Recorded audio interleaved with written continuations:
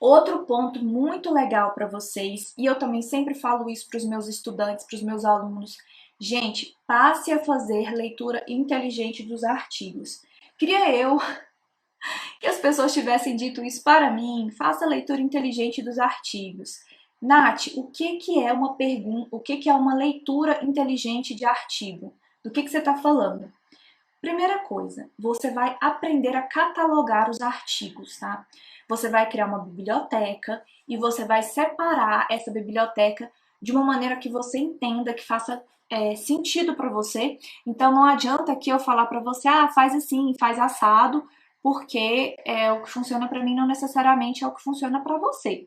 Cada um tem uma maneira diferente de organizar e de encontrar as coisas. Mas se você trabalha com, deixa eu pensar, fluxo gênico, separa lá, fluxo gênico. Começa a colocar trabalhos de ecologia, trabalhos de biogeografia, trabalhos com marcadores moleculares, com vários marcadores moleculares, tá? Então você já vai ter isso. Depois você vai ter uma pastinha de trabalhos inspiradores, assim eu gosto de chamar.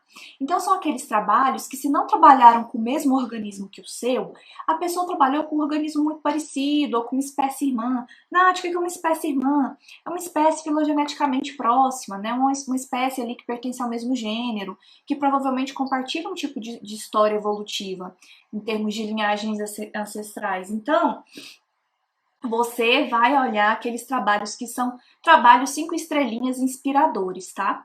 E aí você vai olhar o que é que esses trabalhos perguntaram. E você vai anotar lá no seu post-it, tá? Quais foram as perguntas que eles fizeram? Perceba, você já está colocando input no seu cérebro para você entender, tá? E para você também pensar e explorar o seu trabalho de uma maneira distinta. Depois que você coloca isso, quais foram as perguntas que eles fizeram, você vai na metodologia. E lá na metodologia você vai olhar o que é que eles fizeram para responder essas perguntas. Quais métodos eles aplicaram?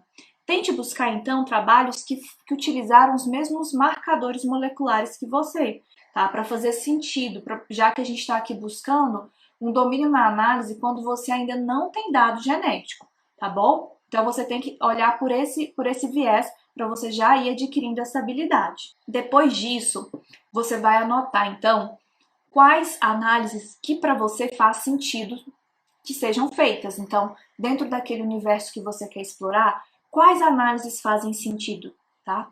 Elencou as análises. Aí você vai colocar quais programas eles utilizaram, então, dentro daquelas análises, quais parâmetros eles utilizaram, tá? E aí tudo isso no post-it vai fazendo certinho, tá? Então começa as perguntas, as análises, os programas para cada análise, o parâmetro para cada uma dessas análises e o que é que eles acharam dentro disso daí, tá?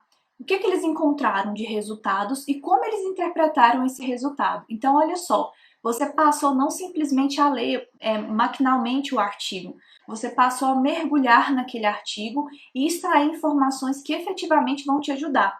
E quando você faz também a catalogação disso, você não só vai gerando input de aprendizado, né, de know-how, como também vai te ajudar na sua discussão, na sua interpretação. E você vai criando esse catálogo de trabalhos para você. Nossa, você vai ver como a sua discussão vai fluir de uma forma mais tranquila, mais rápida. Por quê? Porque você já vai olhando os resultados e você vai aprendendo a ler cenários, a ler interpretações, a ler números. Isso vai facilitar. Quando você for olhar alguma coisa no seu trabalho, você já vai pensar, nossa, isso aqui já foi feito, eles encontraram isso e isso, eu posso eliminar isso, eu posso fazer aquilo.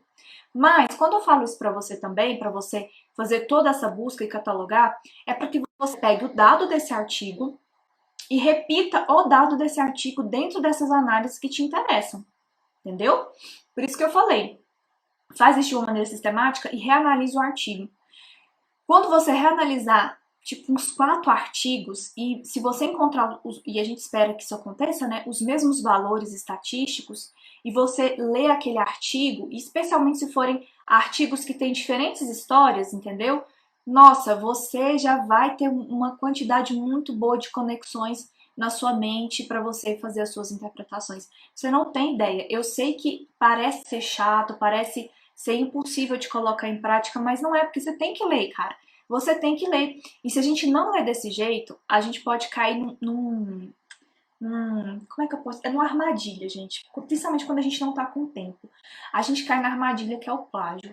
Olha, se vocês imaginarem a quantidade de trabalhos que eu pego com plágio e que eu tenho absoluta certeza que a pessoa nem sonha que ela tá cometendo plágio, ela nem imagina que ela tá cometendo plágio, mas ela tá. Então, tudo isso daí te ajuda a ter o domínio nas análises, na interpretação e não cair nesse tipo de problema. Quando você vai fazendo isso constantemente, porque você tem que ler o artigo constantemente, imagina quanto tempo você vai economizar lá na frente. Porque você tem que ler o artigo antes. Gente, se deixar para fazer depois, é muito complicado, muito complicado. Então, selecione uns 5 artigos que você acha que são 5 artigos estrelinhas, top, que é o que você quer mais ou menos fazer.